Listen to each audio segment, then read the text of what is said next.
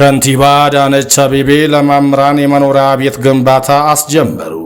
የአዲስ አበባ ከተማ አስተዳደር ከንቲባ አዳነች አቤቤ ለመምህራን የመኖሪያ ቤት ህንፃ ግንባታ በለሚ ኩራ ክፍለ ከተማ አስጀምሯል። ከንቲባዋ በዚህ ወቅት የነዋሪዎችን የመኖሪያ ቤት ችግር በዘላቂነት ለመፍታት በትኩረት እየተሰራ እንደሚገኝና በቀጣይም ተጠናክሮ እንደሚቀጥል ተናግሯል።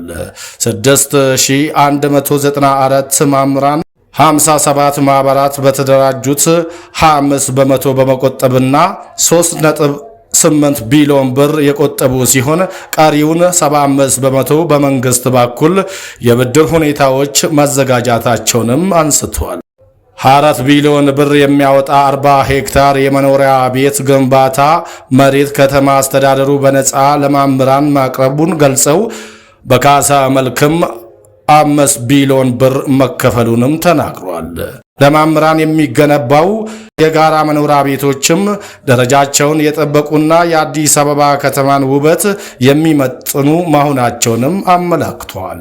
የኑሮን ጫናን በማቃለል ትውልድን የማነጽ ሥራ በአግባቡ ለማከናወን እንደሚያስችላቸውም ገልጿል። መምህራን ከሚያነሳቸው ወቅታዊ መሰረታዊ ጥያቄዎች መካከል የቤት ጉዳይ አንዱ መሆኑን የገለጹት ከንቲባዋ ከተማ አስተዳደሩ ምላሽ መስጠት የሚያስችል እንቅስቃሴ እያደረገ ይገኛል ብለዋል። ኢባን ቡልሺንሰ መጋላ ፍንፍኔ አዲ አዳነች አቤቤ በርሲሶታ መጋለቲ ኩማ ጃሃፊ ዲበቶኮፍ ሰገልተሚ አፉሪ ፎልዳሌዳኒ ጉርማኒ ፊ ኢጃርሰ መኔን ጅሬኛ ኢፈቲ ኤገልቺሰኒሩ ቡልሺንሲ መጋሊቻ ጋፊ መነ ጅሬኛ በርሲሶኒ ወጎተ ዴራፍ ጋፈቻ ቱረኒፍ ዴቢኢ ቀበተማ ኬና ጅረስ ጀደኒሩ ሃሉመ ከናን ጉያ ሀርዳ በርሲሶታ ወልዳሌ 57 ጉርማን ገቲ መና keessa dhibbantaa 25 qusatanii fi manneen saayitiiwwan garagaraa magaalattii keessatti ijaarsi isaanii eegalameera. Bulchiinsi magaalichaa ijaarsa kanaaf kan oolu lafa heektaara 40 gatii yeroo ammaan birrii biiliyoona 24 ol baasu tolaan kan dhiyeesse yoo ta'u dabalataan ammoo iddoo sanaaf kaffaltii beenyaa birrii biiliyoona 5 kaffaluun isaa ibsameera. Tarkaanfiin kun hojii bulchiinsi magaalichaa dhiyeessii mana jireenyaa jiraattotaaf haala olaanaan dabaluuf eegalee fi agarsiiftuu kutannoo ta'uu kantiibaan Adaanech Abeebee sagantaa eegalchiisu sanarratti dubbataniiru. Barsiisonni fayyadamtoota mana jireenyaa ta'uun isaanii jireenya tasgabbii qabu akka gaggeessanii fi hojii beekumsa ijaarsa dhalootaa fi biyyaa haala sirriin akka bahan ni taasisas jedhaniiru.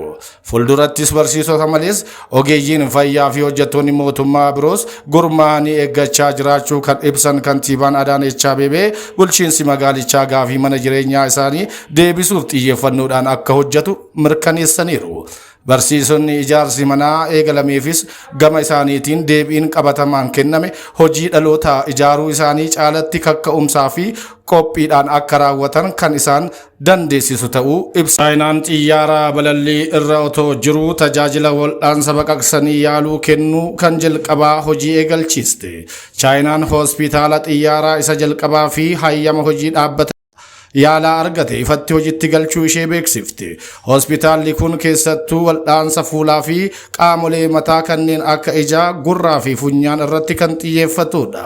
Xiyyaarichi akka barbaachisummaa isaatti saffisaan gara tajaajila yaalaatti kan jijjiiraman kutaalee wal jijjiiran kan qabu yoo ta'u keessoo isaatti kilinika socho'aa kutaa qorannoo laaboraatoorii waliigalaa iddoo qophii wal'aansa baqaqsanii yaaluutti kennamu kan hammateedha.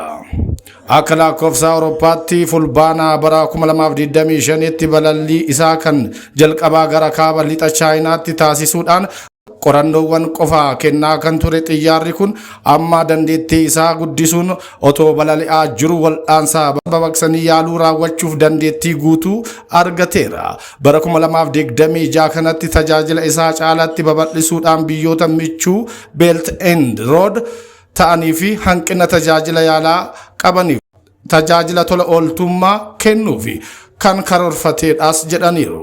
Hojiin kalaqaa kun tajaajilli yaalaa gufuuwwan teessuma lafaatiin otoo hin daangeffamin iddoo kamittiyyuu qaqqabamaa akka ta'uuf balbala teeknooloojii haaraa saaqeera.